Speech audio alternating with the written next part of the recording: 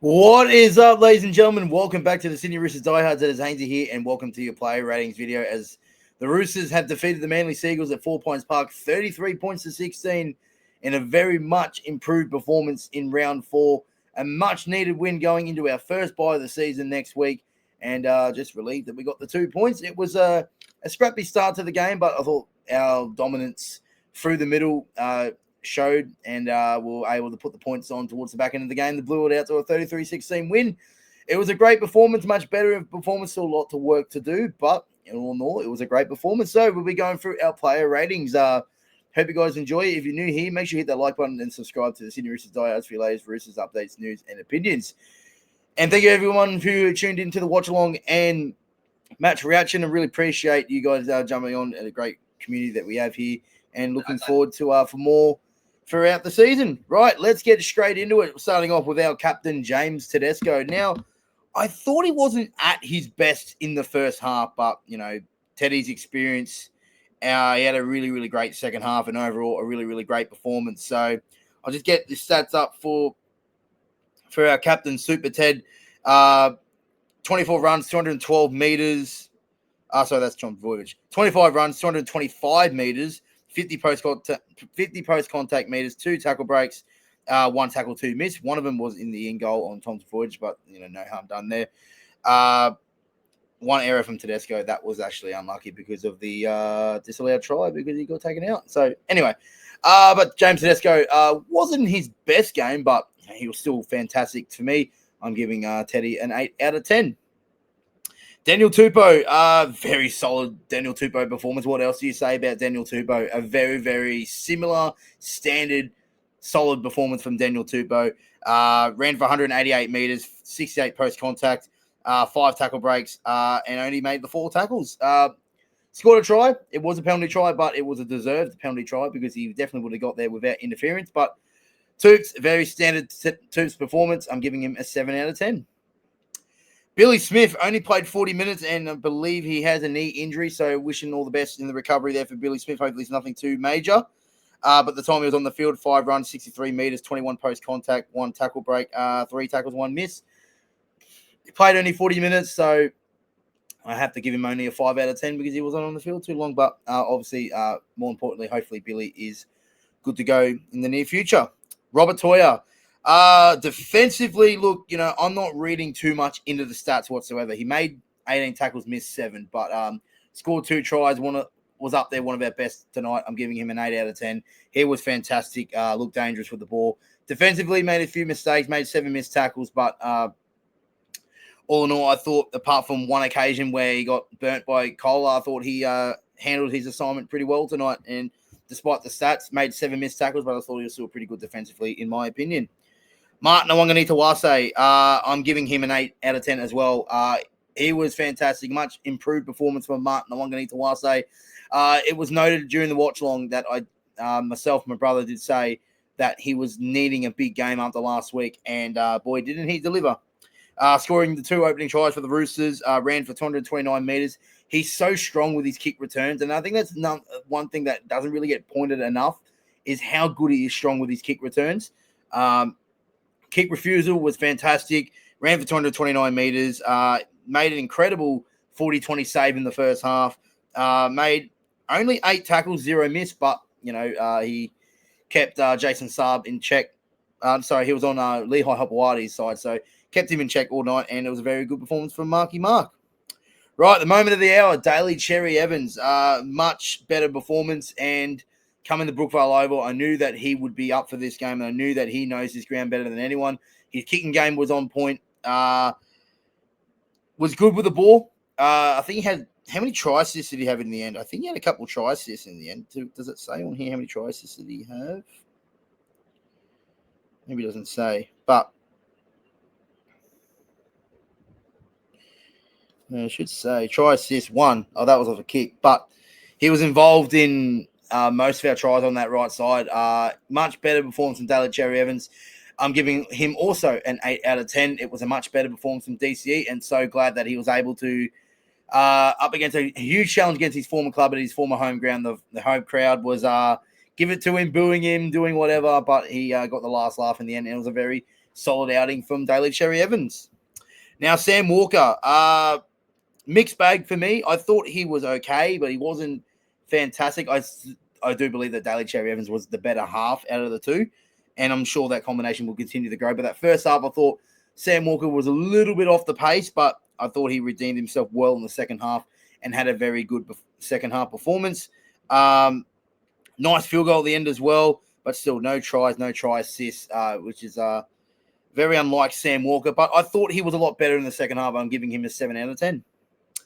Nafahu White, who was actually named our Roosters Diehards man of the match, I'm giving him a 9 out of 10. Nafahu White was incredible for me.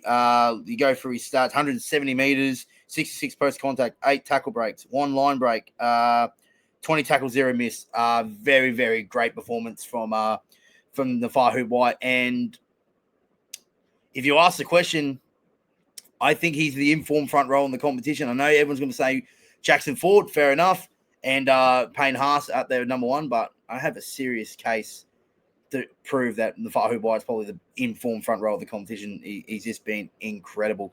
Maybe rivaled by Jackson Ford to start the year, but Nafahu White just continues to get better each week. Reece Robson, another great performance from him. Obviously, his second game as a Rooster, got his first try assist. We hinted this play last week. Obviously, didn't pull off because Connor Watson was offside, but early in the tackle count, comes out of dummy half, puts a grubber kick in the line, and Connor Watson chasing through to put the ball down. But his service out of dummy half, it's just second to none. And I think that's what we've been missing in recent years, is that good quality service from dummy half since Jake Friend retired. And Reece Robson is that guy to deliver. He had a great game again. Ran for, I think he only made 3 runs, 28 meters, pretty solid. 7 tackle breaks, post contact in that. 37 tackles, 2 miss. 7.5 for me for Reece Robson. Another very solid outing from him again in his second game as a Rooster. Lindsay Collins, much better. Obviously we sort of asked a question about Lindsay Collins last week. Didn't really play well. Was a bit quiet last week. Much improved this week. I'm giving him a 7 out of 10. Lindsay, he was great. 10 runs, 112 meters. He doesn't have to make, 20 runs and all that. Obviously Nafahu White ran for the most at the starting front rower, but Lindsay made 10 runs, 112 meters. Where are we? 37 post contact, 2 tackle breaks, 27 tackles, 0 miss. A very solid outing from Lindsay Collins. Angus Crichton, probably his best game of the season. Obviously, good little battle between him and Ola Kawatu. And I think Angus Crichton got the better of him. 17 runs, 171 meters, 63 post contact, 3 tackle breaks. Did make 7 missed tackles, but all in all, it was a much better performance from Gussie, and I'm giving him a 7.5 out of 10. Siwa Wong, boy, he was rivaled by, in my opinion, as best on for the Roosters tonight. What a great performance from Siwa Wong. I give a 9 out of 10 for Nafahu White. I'm giving Siwa Wong a 9 out of 10 as well. But he is just such a great player, and I know, defensively, maybe there was questions when he got named in the back row against South over Nat Butcher, but he made 5 missed tackles, but he made 40 tackles, most tackles for the Roosters, 138 meters, 55 post contact out of 17 runs. He was a handful tonight. Siwa defensively was good. He ran the ball well. He was up there for me as one of our best on as well. I am going to skip through Egan Butcher. Obviously, he got knocked out in the second minute, and I hope he is okay. Obviously, Category 1 HIA ruled him out for the rest of the game, 11-day stand down. But the good news, that because of the bye next week, he will be available for the next game against the Sharks. So that's good news there, but hopefully all well in the recovery there for Egan Butcher. Another one for me that was close to being best on for me, and that was Connor Watson. I've been hinting this. I've been saying this for pretty much since round 1, that Connor Watson is our best 13 at this football club, and tonight proved it. Coming on in the 3rd minute because Egan Butcher was ruled out due to concussion, and we look so much better when he is at lock.